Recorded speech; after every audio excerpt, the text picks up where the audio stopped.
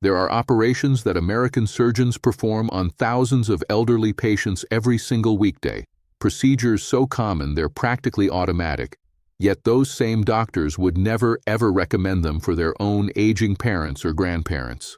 I'm not talking about rare experimental or high-risk gambles.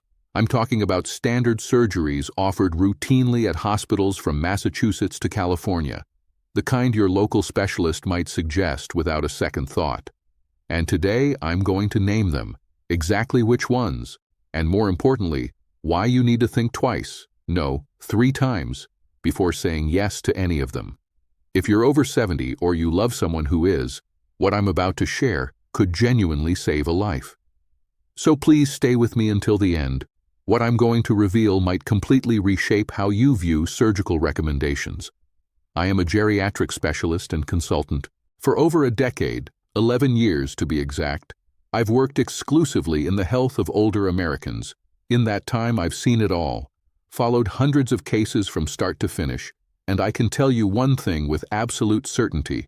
Not every solution offered in a white coat is actually the best choice, especially when the patient is over 70.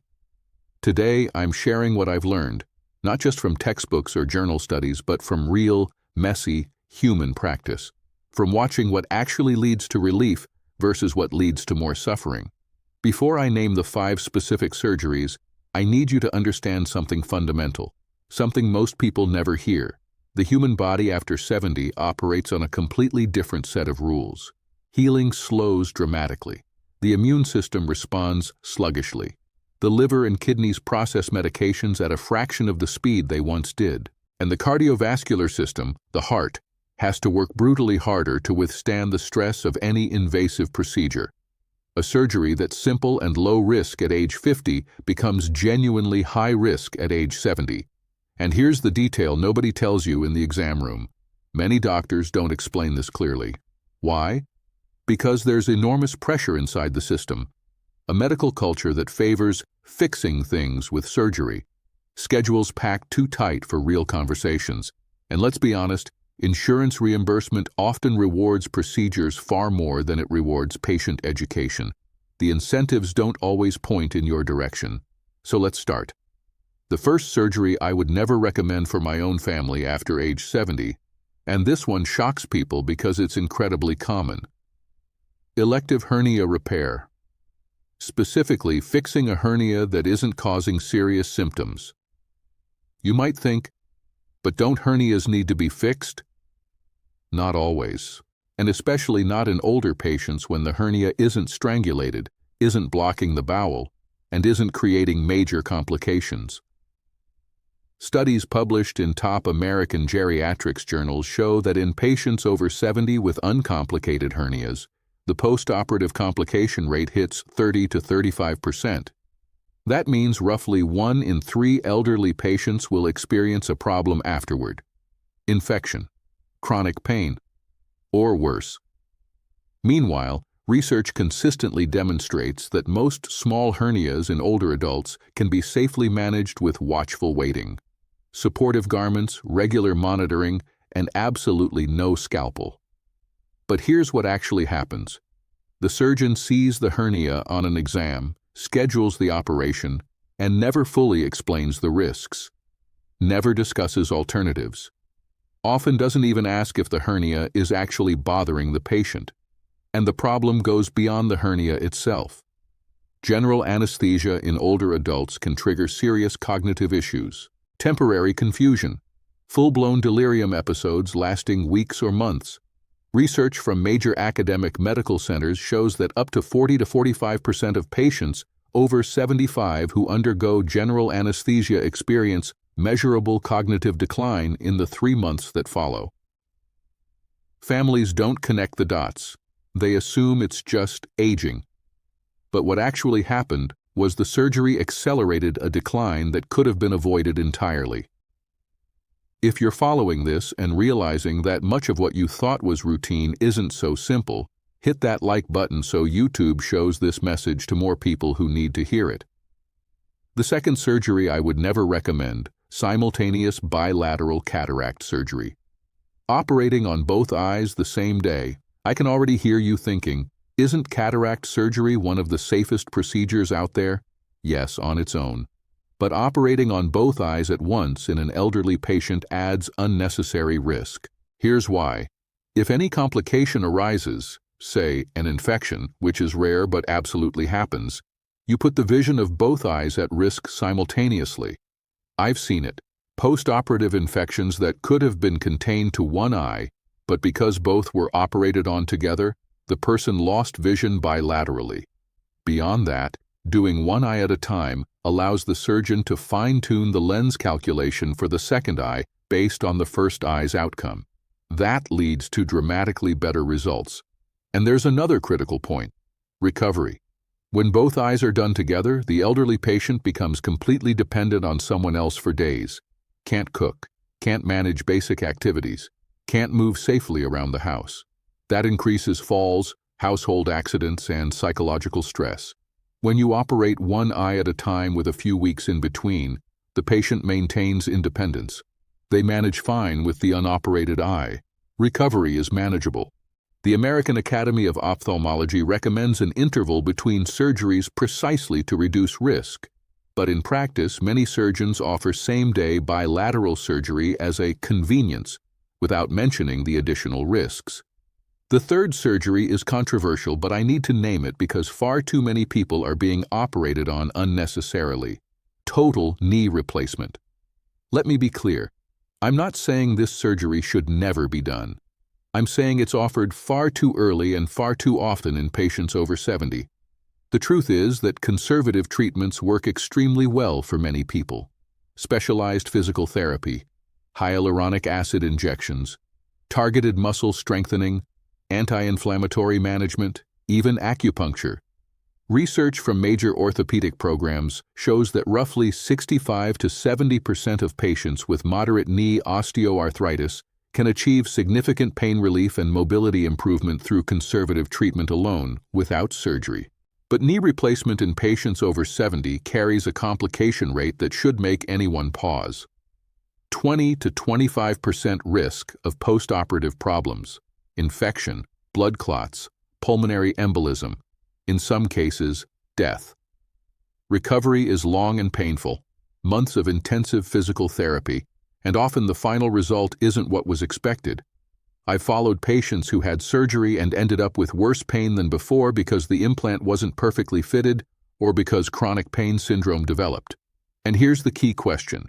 If you're 75 and get this surgery, the prosthetic joint typically lasts 15 to 20 years.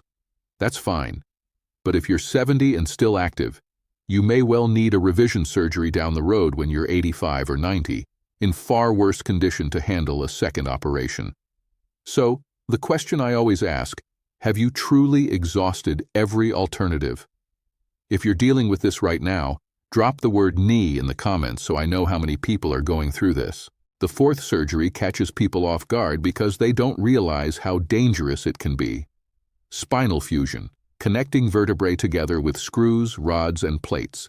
Spinal surgery is always complex, but in patients over 70, the risks escalate exponentially. The rate of neurological complications, problems involving the spinal cord or nerves, reaches up to 18% in this age group. We're talking partial paralysis, loss of sensation, intractable chronic pain, loss of bladder and bowel control. Recovery is extraordinarily demanding, months of restricted activity, intensive physical therapy. And during that time, the patient is vulnerable to secondary problems, pneumonia from being bedridden, blood clots, pressure ulcers.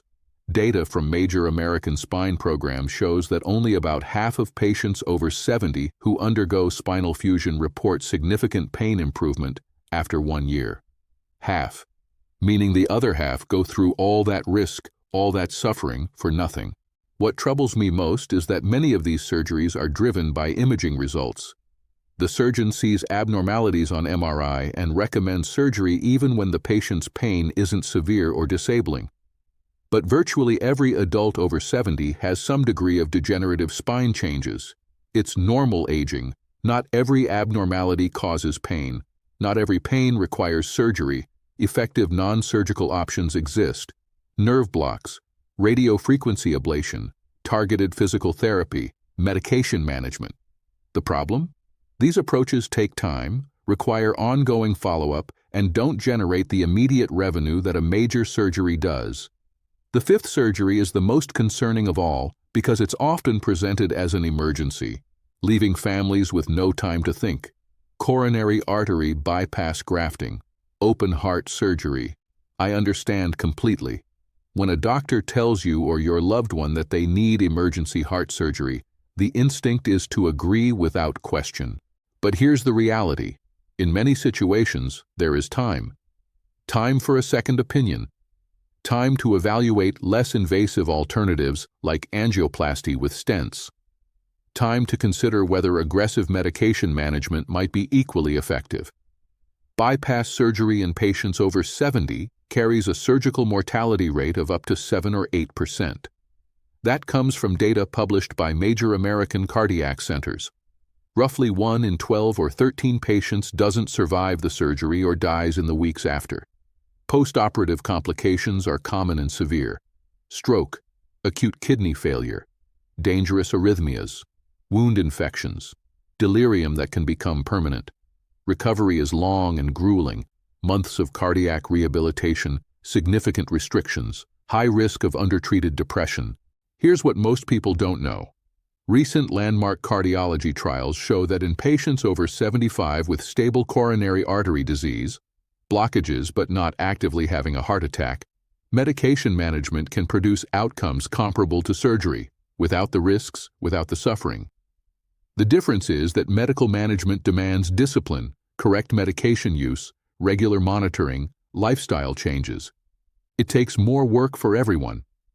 But when you weigh the risks of open heart surgery in a frail elderly patient, the evidence increasingly points toward medical management as the more sensible, often more compassionate choice.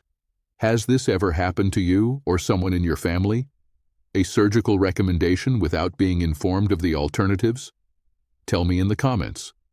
Now let me explain a concept that will help you make better decisions about any surgery going forward. In geriatric medicine, we use the concept of frailty, and it's entirely different from just being old. You can have two patients, both age 75. One is robust, active, independent, with good physical reserve. The other is frail, dependent, with multiple poorly controlled chronic conditions. These two people face completely different surgical risks. The problem is that many surgeons don't assess frailty before recommending surgery. They focus on the organ that needs fixing without evaluating the whole person. Frailty is assessed through several criteria: unintentional weight loss, muscle weakness, slowness of gait, low physical activity, chronic exhaustion. If a patient has 3 or more of these, they're considered frail. And that means their risk of surgical complications is dramatically elevated. Research from leading geriatric programs shows that frail elderly patients have 5 times the risk of post-operative complications and 7 times the risk of death in the first 30 days after surgery compared to robust patients of the same age. So before agreeing to any elective surgery, insist on a comprehensive geriatric assessment. Not just standard pre-op blood work. A full evaluation of frailty, cognitive function, nutritional status, functional capacity, social support, and a careful review of every medication. Very often, by optimizing nutrition, adjusting medications, and beginning structured physical therapy, symptoms improve so dramatically that surgery is no longer necessary. There's also a concept I consider essential: proportionality. Not everything that can be done should be done. If someone is 80 with advanced cancer and metastases, does it make sense to operate on a hernia that isn't causing serious symptoms? Probably not. If someone is 85 with advanced dementia, does it make sense to put them through high-risk cardiac surgery requiring months of painful recovery? Probably not. Yet these surgeries happen every day in American hospitals because our healthcare culture is built around doing everything technically possible without asking if it's truly best for the patient. This opens a difficult but necessary conversation about palliative care. Many Americans associate palliative care only with end-stage cancer, but palliative care is simply an approach centered on quality of life, symptom relief, and patient comfort. It can and should be applied whenever curative treatment brings more suffering than benefit. Sometimes the most compassionate and courageous decision is to say no to surgery and choose a path that maintains quality of life, even if it doesn't cure the underlying disease. That's not giving up. That's choosing to live well with the time that remains. Let me give you practical guidance on how to protect yourself or someone you love from unnecessary surgery. First, always seek a second opinion, especially if the surgery isn't immediately life-threatening. And don't just see another surgeon from the same practice. Find a geriatrician. Find a general internist with deep experience in elderly care. Someone with no financial stake in whether surgery happens. Second, ask what the non-surgical alternatives are. Ask whether conservative treatment is possible. Ask how long you can reasonably try other approaches. Ask for specific success rates and complication rates for your exact age group and health conditions. Don't accept vague reassurances like, "It's routine." You are entitled to specific numbers. Third, bring someone you trust to every appointment. When surgery is mentioned, anxiety rises and it becomes hard to ask the right questions. A family member or friend helps ensure everything gets remembered. And if the doctor permits it, record the conversation so you can review it calmly at home.